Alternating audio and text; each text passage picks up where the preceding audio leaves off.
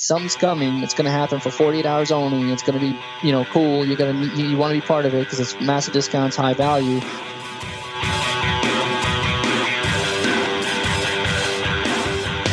Hey, podcast listener, you're about to discover insider tips, tricks, and secrets to making more sales and converting more prospects into customers with email marketing.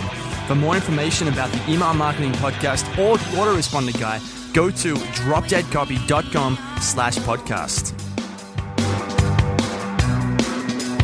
Hey everybody, it's John McIntyre here, the Autoresponder Guy, and it's time for episode 16 of the Email Marketing Podcast, where we talk about the top tips, tricks, and secrets for making more sales and growing your revenue with email marketing. Now today, we're going to talk about sex. Yeah, baby. That's it. That is how to flirt with your prospects like a young Casanova and get them to buy more products. Does that sound good? Now, really, it's just simple but effective pre-selling strategies to get people to buy more. Now, this is stuff like how to pre-sell webinars, events, conferences, sales, product launches, and more. And the secret is really just knowing how to flirt with your prospects, and we're going to get into that. We're going to talk about how reminder emails like webinars starting in 20 minutes are a complete waste of time and space, and what you need to be doing instead. Now, this can really set you apart from your competitors, so stick around for that, and affiliate recruitment tips that you just don't hear from mainstream guru guys. So basically a whole bunch of stuff. It's all related to pre-selling. It's all can be done via email. You can do it via direct mail as well. Like a lot of these strategies and tactics can be applied to your marketing everywhere. Okay? Now, to get the show notes for this episode of the Email Marketing Podcast, go to dropdeadcopy.com/EP16. And before we get into it though, I thought you guys might like to know how the Drop Dead Copy list is going. So I have a daily email list. You can sign up at dropdeadcopy.com/podcast. Now, it wasn't always daily. About, I think it was 3 or 4 months ago, I switched to daily emails. I didn't know how it would go. And I also sell in every single email, including the first one, which is the McIntyre method. Now, a few people have asked when the McIntyre method is going to open. At this stage, it's not going to be for at least 2 to 3 months. Now, how about the results of doing daily emails and selling in every email, which is sending more often than most people have the balls to do, and also selling in every email, which a lot of people just don't like doing? It's working fantastic. The interesting thing, though, is that 25% of people are unsubscribing. So 1 out of 4 people unsubscribes from that list. But the people who stay are extremely excited about what I'm sending them, and they're much more likely to buy the McIntyre method and other things I suggest. So it's been a great experiment. I'm going to keep doing it. And if you want a good idea and you want something to do, start sending daily emails, either broadcasts or load them up into your autoresponder and sell in every single email. If you want to know how I do it, go to dropdeadcopy.com/podcast, sign up to the list there. Cool. Now, let's go talk to Rob Toth about how to flirt with prospects. It's John McIntyre here, the Autoresponder Guy. I'm here with Rob Toth, a web marketing specialist with 7 years experience in more than 36 niche markets. Now, Rob comes highly recommended from a number of people, and today we're going to talk about pre-selling the shit out of a bunch of stuff, including conferences, webinars, events, Christmas sales, and product launches. Now, it's not all specifically related to email, but you can bet that there's going to be a ton of stuff that you're going to be able to apply to your email marketing, because email, it's a fantastic medium for pre-selling. And anyway, I'm sure a lot of you do webinars, conferences, all that sort of stuff anyway. So even if it's not specifically about email, it's going to be very relevant and interesting stuff. Rob, how are you going today? John, pleasure being on here with you. I'm doing great, good myself over here in Canada. Cool, man. It must be cold over there, right? In the summer? No, sir. We got our summer. You guys have your winter right now, but we got our summer, so it's no complaints at all. Okay, nice, man. Cool. Okay, so we're going to talk about pre-selling. Before we get into that, tell us a bit about yourself and, who's Rob Toth? Sure. Yeah. I mean, I guess I've been kicking around for 7 or 8 years now, doing primarily information products, info products, internet marketing space, and so forth.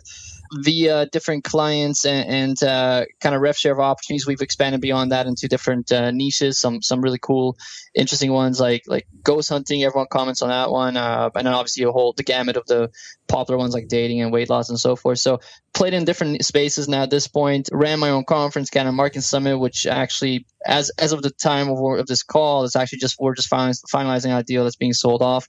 But it's just been basically about 7 or so, 8 years, I guess, doing online marketing in different capacities.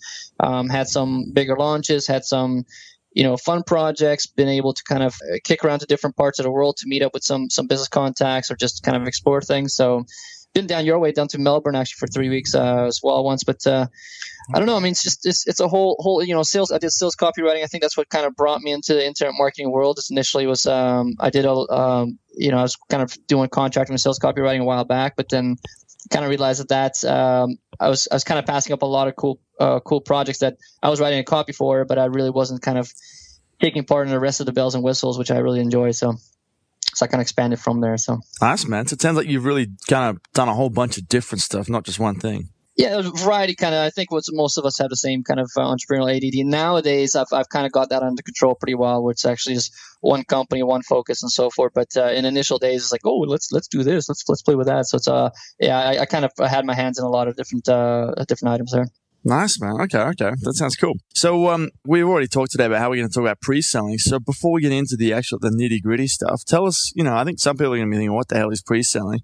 But give us a little bit of background on what is it, why is it important, and why is email and, doing kind of follow-up kind of stuff, why is it so useful? Sure. And, you mentioned in the intro that this might not be all related to email. Certainly pre-selling can be done in many different ways. But what I actually had in mind was we did a lot of our pre-selling. And I mean, we do, we use, sometimes we use direct mail, and sometimes obviously your web pages can do pre-selling as well.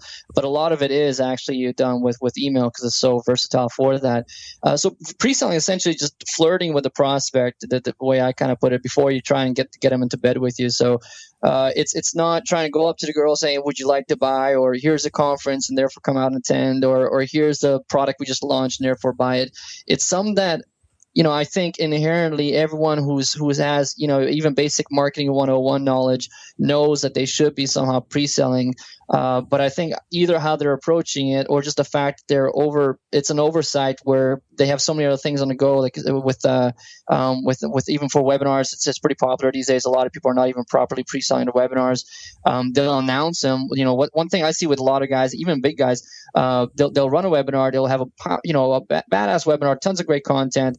They're going to put on there. But all they really do is they keep sending you the notification of when the webinar is. It's just the same. It's, hey, that's not pre-selling. That's reminders. That's not a tactic. That's just a mechanical task of reminding someone when an event is. Same with conferences. I have friends who run conferences. Obviously, I ran my own as well. And it's just all they put out is the reminders of, hey, on this date, make sure you get your ticket because we got the conference coming up. And to me, pre-selling is the part where you kind of massage and you get, build the anticipation, build the understanding of what's coming up, which is obviously, it is pretty popular with launches. I mean, to me, you can't really do a launch without pre-selling. Otherwise, it's all you would be doing is a grand opening that nobody even knows is a grand opening. Right. But yeah, the pre-selling is kind of that factor. And then once we dive in, I'd like to maybe bring in a couple examples of how we did that using email as well. So let's do it, man. Let's dive right in. So let's get into it. All right, cool. Well, I was taking a look at, first of all, the conference, because that's not fresh on my mind. Because actually, as I mentioned right now, I'm closing down some shop on some items, and one of that's this Canada Marketing Summit that I used to run. So that's actually being closed down. So the world of Canada Marketing Summit has kind of been circling in my head. And what I looked at was what we did, what I think a lot of conferences don't do. Certainly, some of them do, but I think everyone should do, is we sent out profiles about the speakers that were coming up. So essentially, we get almost like a baseball card worth of a bio, the photo and their cool, bio bits, and then some description, and probably even we do a short interview with them, 2 to 3 question kind of bullet point style, not a full podcast or training, and then we'd send that out. Or, in some cases, of course, we'd also host teaser calls. So kind of the pre-calls where, before you even get to the event, you can hear a bit, a 15, 20-minute call or a short webinar with a person. And those are relatively popular. But what we did was we actually loaded up the emails as well. I used to get detailed bios from each of our speakers. I'd even have my assistant research the speaker even more detail, because a lot of speakers just send over the same 3-paragraph cut and paste, that they use everywhere, but there's really not anything too sexy to it.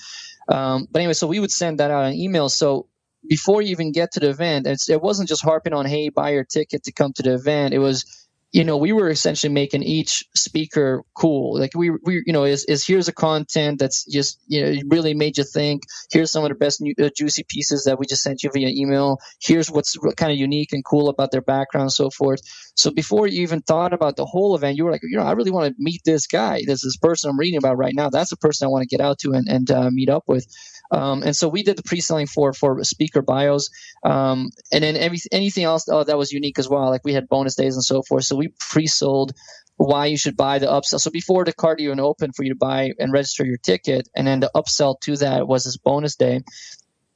Before you'd even get to the opportunity to buy that upsell, we'd let you know what we did in the previous year and how cool that was, and some testimonials, and here's some photos, and here's a blooper footage, and here's what we're doing this year, and it's going to be even better because here's what we're going to do. And it's essentially, it's, you can't buy at that point. So that point wasn't really to sell you right then. It's just a plan to see, hey man, when we get this thing live, when we get the order buttons live, you better be ready that we're about to have limited quantity for the upsell, and you better be, joining us for that.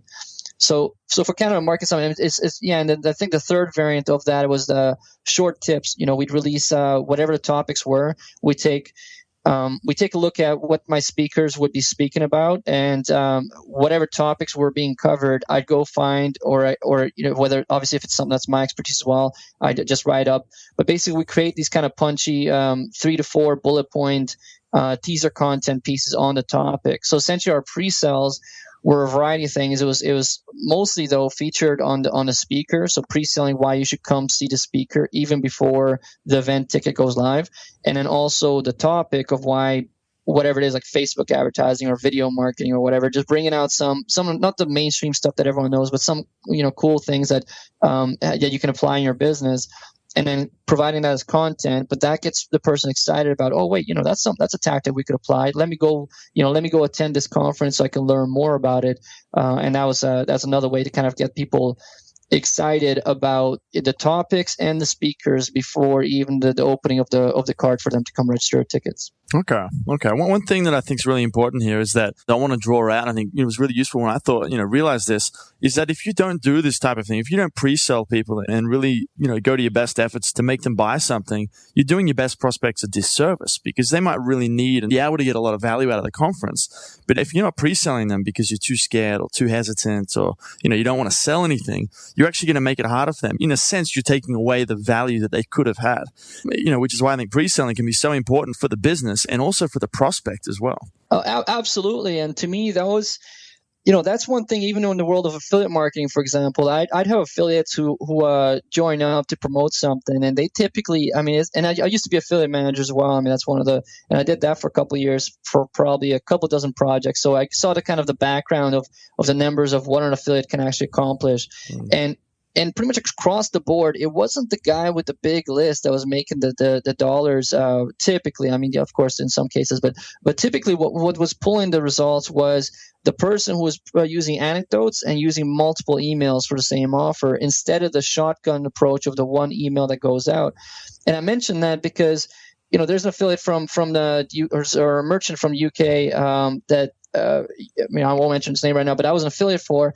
And when I did a promo, I think we pulled in about 22,000. And my list, comparatively speaking, at that point was not that large. It wasn't that significant. But I was one of his better affiliates for the promotion. But the reason that worked is because even before the promotion, even before I sent out this kind of pitch about, hey, here's this guy, and you need to buy his stuff, here's a link. So before those emails went out, I did an interview with him. So, and the interview there's no selling. It was essentially content, short, 30-minute. And I kept it short as well, because if you make it too long, no one's going to listen to it. So I kept it short because, we don't have attention for that. So I kept it short. And so it was like 30-minute of meeting the guy, but all with content.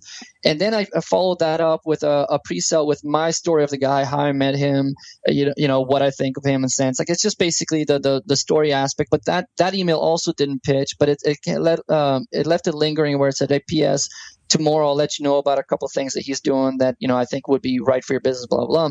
And then I did a 2 or 3 shot email promo actually pitching the offer. But there was 2 steps before that when it was first an introduction or warm up to who this person is. Because if I just did a blanket mail out or just a shotgun mail out of, here's this guy and here's this product, it's awesome, go buy it. It doesn't matter how it's worded, and obviously that wouldn't be the wording, but when it's a one-shot deal, then just like you said, I think I would have done disservice for a lot of people, because it was high-value stuff. It wasn't just about selling crap. He's got some high-value stuff. So instead, if I'm trying to make him most money, I'm trying to make most commissions for myself, and I'm trying to get quality products into the hands of my subscribers, then doing a one-shot deal is just insane. So even there, the pre-selling concept comes in play of how can I take the best points, and before I even introduce the order links, how can I get people excited about this person and all his stuff? So okay, cool. So let's keep moving down the list then. What about webinars?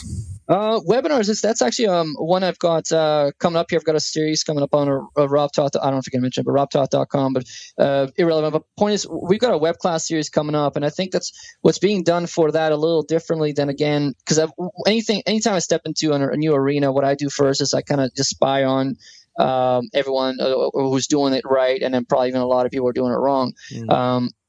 So that's, I think that basic intel is just something that we all do, or we all should do. And so I've been taking a look at for the last couple of months. I've been taking a look at who's running what and how, and again, just this lack of, I get about 8 notifications of some of the aggressive guys about make sure you know the time and this event's going to be held then. I'm like, what? You didn't sell me on all you did was you reminded me that it's 8 p.m. on Tuesday or whatever. Right.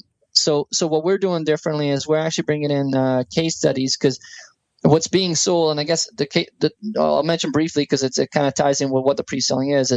When people join a web class, my web class format is primarily content, a very short pitch at the end, and it's a chance for them to work with me in a group setting and group coaching or whatever. So, but the reason I mention that is the pre-selling are things like social proof, testimonials, proof from actual snapshots from the previous campaigns, case studies, all of it weaved into content. So even before you get to that specific web class, instead of me just saying, hey, make sure you show up at 7 p.m. on Wednesday or whatever it is, you get actual content with a case study or something that essentially makes me look smart. That's the end goal. So it's essentially taking some specific that I did, some social proof, some testimonials as well, but woven into a content piece.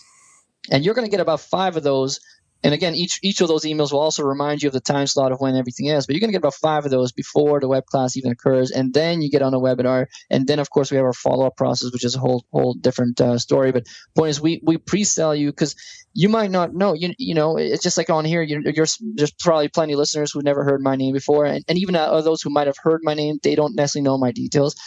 So it's, if I want to have a better shot of you kind of coming to this the webinar, and first of all, it also helps with making sure more people show up, because not only am I selling you the value that you're getting this much free value from me before you even hold the web class, but on top of that, hopefully you're getting so many good insights that you're like, wow, who is this guy? But he's got some good stuff. I got to be on his trainings.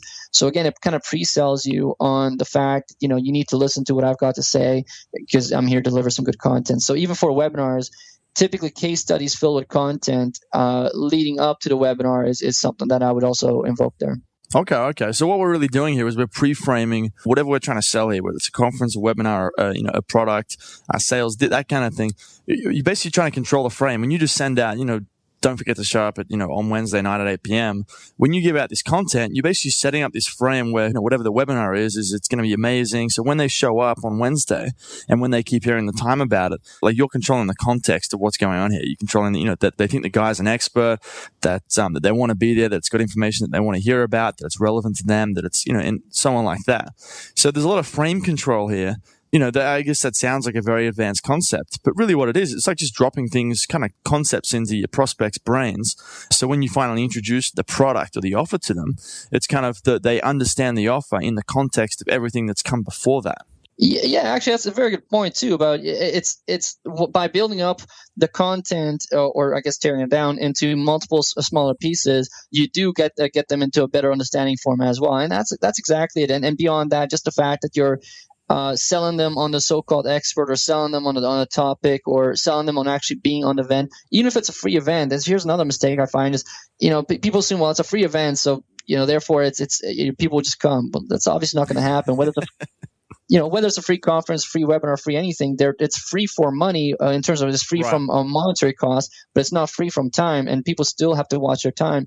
So you need to kind of sell them on why they need to invest their time and actually listen to you, or come to the event, or come to the whatever. And so that's where this kind of comes in. And honestly, for affiliate recruitment, I mean, I've got this like kind of what I call the 6-step approach, which I won't go into because it's not really relevant right now. But when I do affiliate recruitment, it's not here's our offer and here's your link, come make a ton of money with us, which is the stuff that I get in my inbox on a regular basis. What we typically do is, especially if I don't know, like if we're going to a market where I don't have a relationship with that merchant, or we're just simply cold approaching some top players that we haven't really worked up relationships with. The first two messages, and it's actually one's an email, one's a direct mail, and it's a six steps process. But the point is, the first email that goes to them is a warm introduction. There's no link. There's no you'll make 66% with us on launch day. There's no here's your ClickBank ID or any of that crap. It's just basically says here, we here's why we're approaching you, because we saw this and looks like it's a match. Here's what we got coming up, and we'd love to chat a little more. If you have any questions right now, definitely reach me by phone or Skype, by email, or next week I'll send you a little more details. Hope you're well. Take care. And it's worded different than that, but that's essentially the theme of it. But point is, again, I guess it's a framing, so maybe that's a little more accurate. But we're basically setting it up to know that, hey, we're about to send you an affiliate pitch. We're about to try and solicit you to come into our affiliate program. But, before we do that, here's why we're, good people, and here's why we think you're a good fit, and here's what's up. So there's a bit of a warm up there too. So a bit of a flirtation process rather than just going in for the kill and saying, hey, join our program, sign up, and make a ton of money, which is, I think, a lot of affiliate merchants do that with their affiliate program. So that's another thing there. Okay, cool. And you got something written down here about follow-up emails to a webinar. What are you sending there, or to a conference, to an event? How are you following up? Are you pitching products after that? Certainly the idea is to close them, but we do a courtesy call, we do a direct mail piece, and we do a courtesy follow-up. Well, first of all, courtesy follow-up by email from my assistant. Then she also lines up a direct mail piece that goes out that essentially says, thanks for having attended. It essentially resells them on here's why, limited time or limited quantities, opportunity to work with Rob. And again, it's worded differently, but the point is, it kind of just sets up this message of, here's what was covered, and here's why we're glad you came, and here's, by the way, don't miss out on the offer. So the email she sends, the direct mail piece that goes out, and then later when we send a courtesy call, all has the same kind of message of just building some urgency and so forth. But that's a bit of a more follow up tactic rather than obviously a pre-selling. But yeah, certainly. That's once you've got someone. To me, it's just like anything else. I think we all kind of know that the more touch points you can have with a prospect, the more option you have to sell to them, and the more gestation period you give to them to actually understand what the offer is and understand the value of why they should dive in. It's never, not never, but it's certainly, I would say, a minority of cases, especially if it's a higher ticket offer, where it's a one-shot deal where they heard about it and they pay up. Especially we're talking about if it's thousands of dollars price tag versus a $10 knick-knack.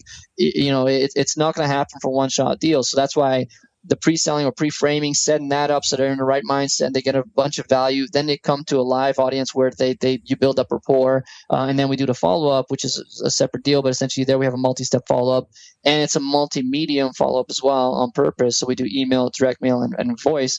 That I think goes a very long way for the conversion. And so, but again, it really starts with, before you even come to our event, now that you registered, how can I keep kind of selling you, encouraging you, and make it exciting that you need to be on this thing? You can't just, because registering is one thing, but typically on a webinar, 33% is, I would say, is a fair average for, if we do across the board blanket statement, about a third of the people who register will actually attend a webinar.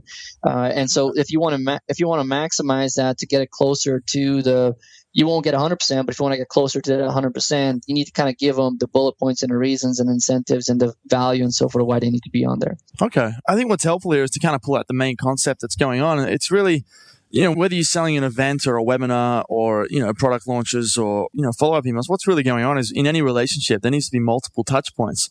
And the more touch points in that relationship, generally the better the relationship's going to be. But what most people do is, you'll just send kind of like, for the webinar, it's, the webinar's coming up, it's coming up, same for the event, rather than, making those really high quality touch points with content or stories and some really great marketing and buzz building stuff. If you're trying to sell anything, pre-selling is just about, like I said, flirting with the prospects. Same way you go into a bar and, you don't walk up to a girl and ask her to sleep with you. You spend a few hours chatting with her and getting to know her and, that type of thing. Right. I was going to throw in a couple of sale examples real quickly if we have a few more minutes here. Talking about Christmas sales, birthday sales, and the kinds. Birthday sales I run all the time. They're not really applicable if you're I guess of maybe a merchandise or a brand that's if it's not based on an expert, so to speak, then a birthday sale won't go far. So if you're selling, we're catshop.com or something, we sell cat gear, and the owner has a birthday, nobody cares. Yep. So it won't work. But if you build yourself up as the voice or the authority that an entire subscriber base or client base listens to, then using a birthday sale I think is great. But also Christmas sales and the logical of the sales. So anytime you do a sales promotion, and obviously launches, but to me launches are such a gimme that I didn't even feel a need to cover that. I mean, you can't do maybe we'll go into a quick second on that. But you can't really do a launch if you have a brand new product coming out without building up anticipation. Otherwise, it's just flat out not a launch. I mean, within the terms of doing an event-based promotion launch, you have to have a pre-sale process. You have to have, just like a movie coming out, you have the trailer videos and so forth coming out. Transformers 8 doesn't open in theaters tomorrow without notifying you 6 months in advance that it's coming and showing all the glitzy actors and the special effects.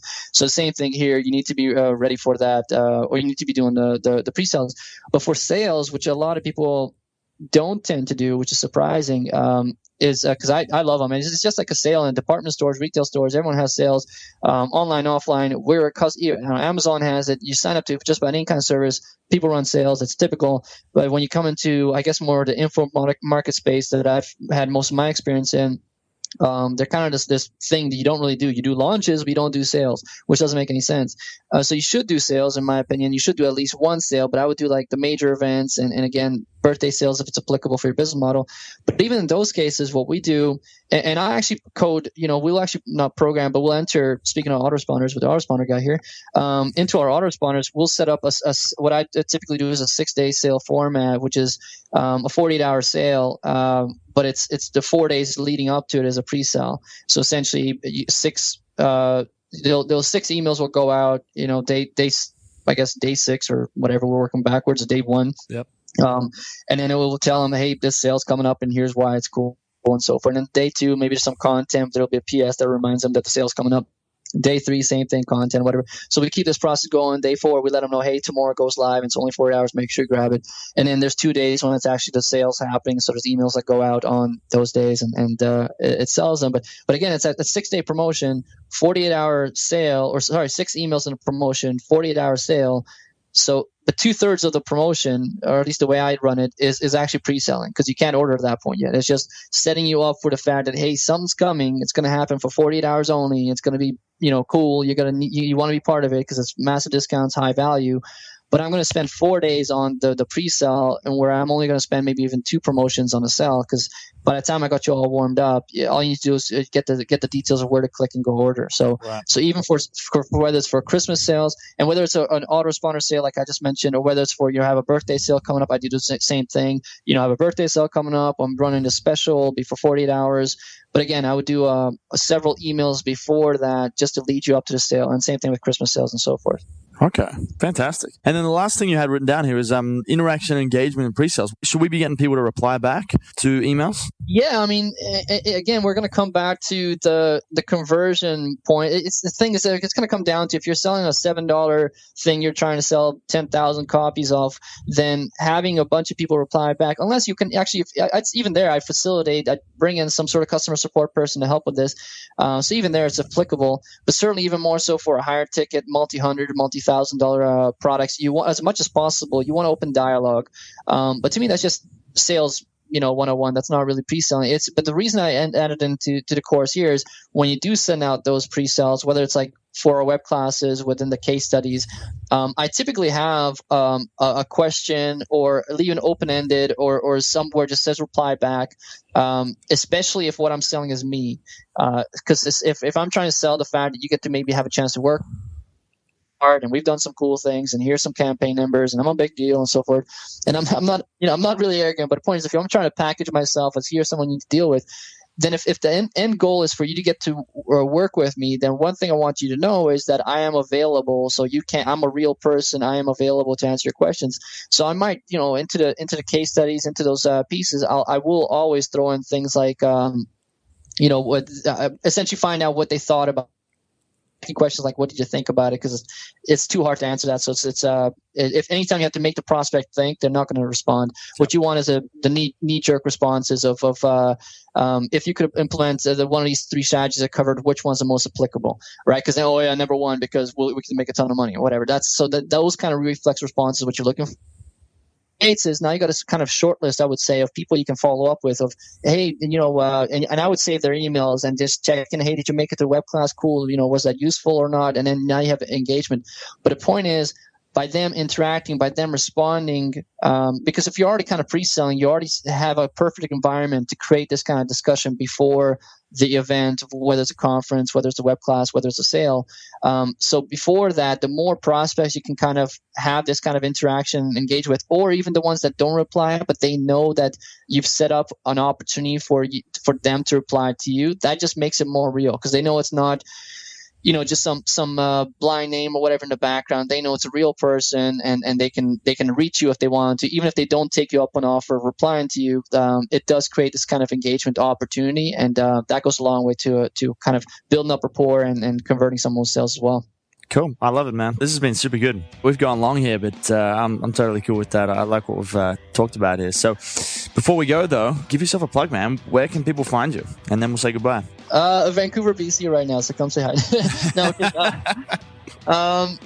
robtoth.com, I guess, robtoth.com. If there's really not much on there right now, the web classes will be rolling out, and I certainly invite anyone if you want to come poke around. I do deliver some good content in there, I would say, and I'd be happy to host anyone who wants to drop in on those. So fantastic. Well, thanks for coming on. Thanks, John.